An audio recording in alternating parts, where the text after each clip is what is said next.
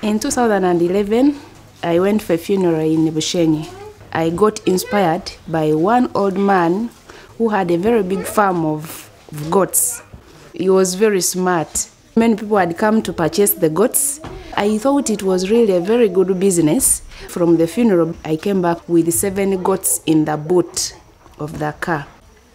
My business of the goats, it was doing very well. They bred up to around 170.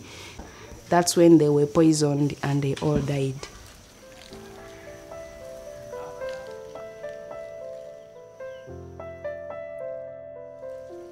This is the place where they were poisoned from. I suspect maybe it could be one of my relatives.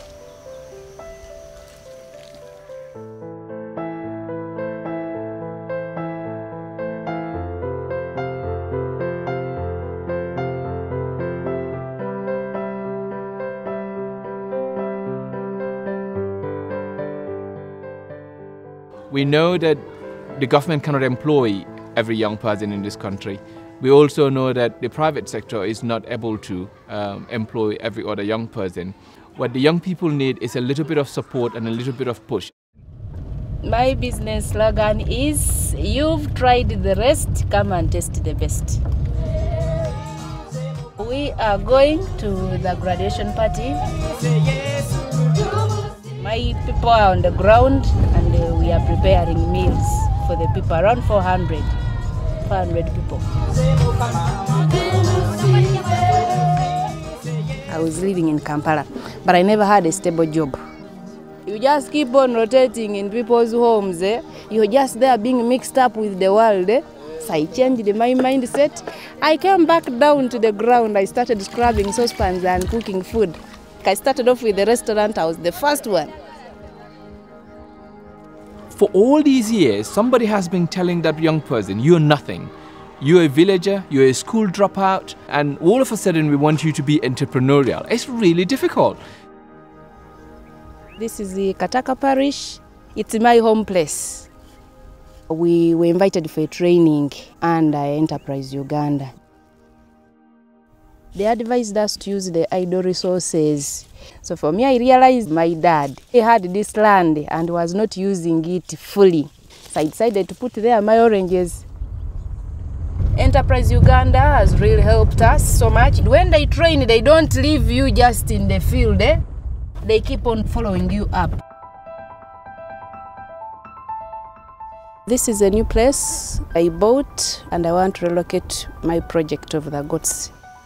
When the goats died, I lost hope. I was really consoled by Enterprise Uganda. They called me and consoled me and would tell me, an entrepreneur, you don't have to give up.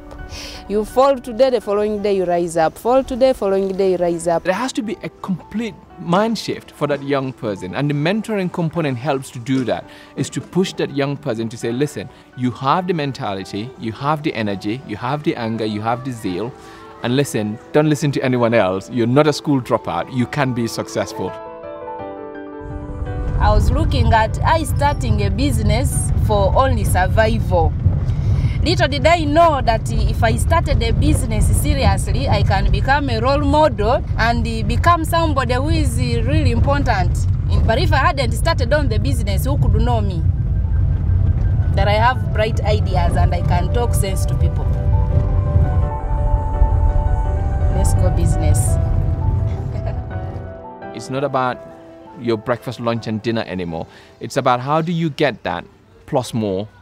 If the rest of the world is doing it, why can't people in Africa do it? And that's why the concept of entrepreneurship is to grow income, is to make profit.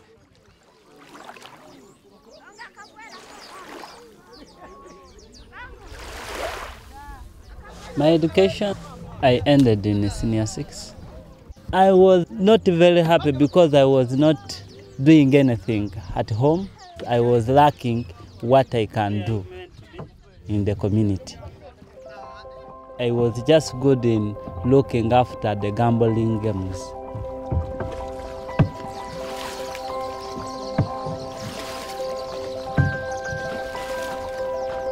They took us in an initial training for 1 month. It is where we find entrepreneurship. I learned from that organization. There is a skill of leadership, how I can begin my business, getting a sample, finding a location, the commodities in the area. So actually the organization imparted me with the skill of doing a business. I was very happy and excited because the organization managed to give me 40,000 per month. I used that money to save. And I bought one net. Every day I would go and fish.